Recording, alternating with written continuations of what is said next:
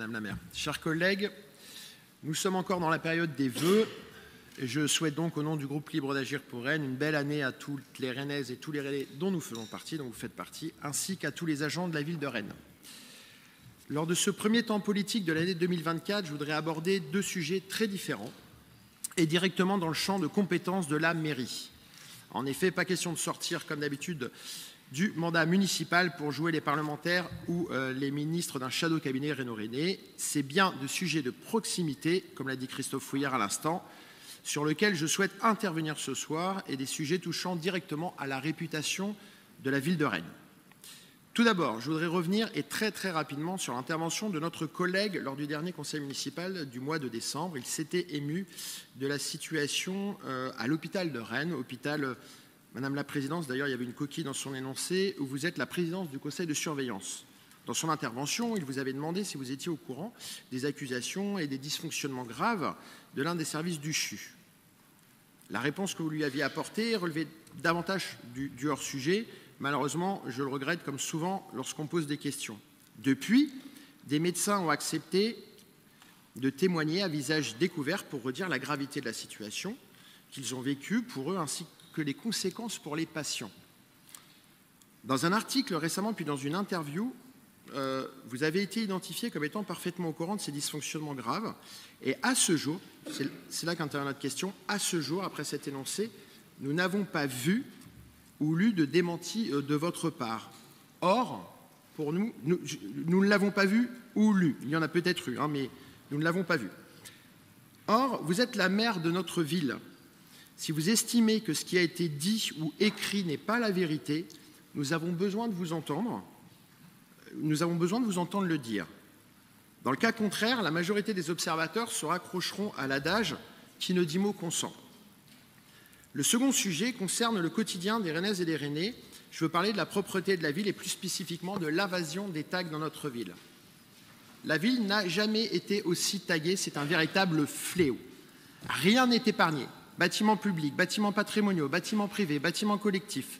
Tout est tagué, du volet roulant à la vitrine de magasin, en passant par la porte cochère du XIXe siècle. Et le problème n'est pas tant le nettoyage. Je veux ici rendre hommage aux agents qui nettoient les tags. Ils sont comme les Danaïdes qui devaient remplir un tonneau sans fond. Eux nettoient des murs qui, dès qu'ils sont propres, sont immédiatement retagués. Ce qu'il faut, en plus de nettoyer bien sûr, c'est d'empêcher les délinquants de saccager notre ville, car c'est véritablement d'un saccage en règle dont il s'agit ici. Ces saccageurs ne respectent rien, comme je le disais, ni les bâtiments patrimoniaux, ni les bâtiments fragiles, ni la propriété privée.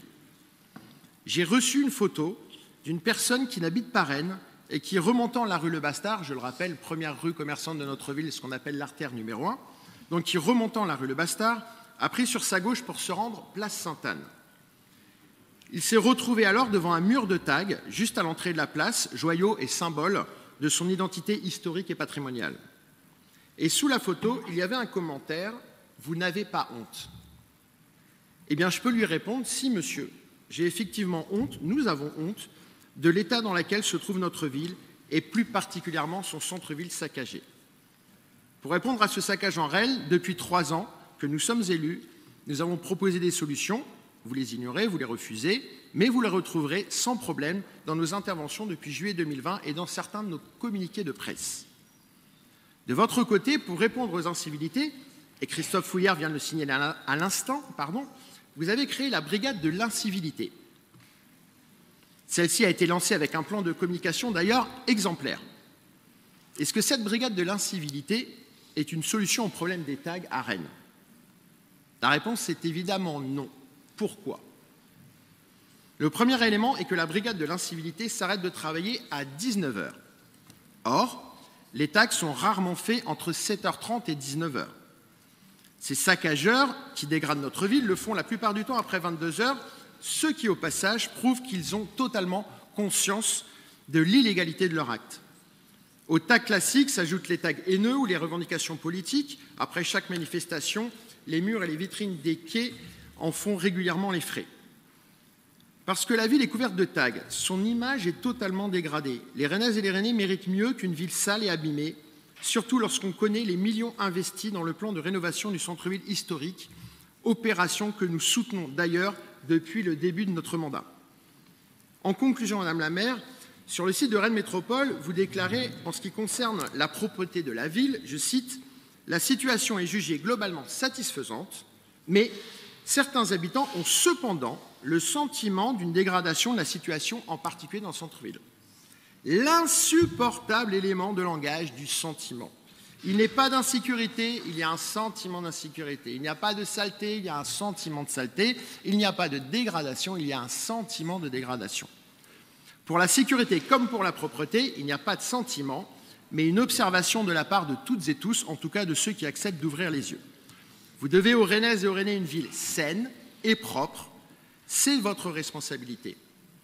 Et je vais paraphraser Christophe Houillère, avec lequel je suis entièrement d'accord, lorsqu'il vient de citer cette phrase « La qualité de vie passe par le cadre de vie ».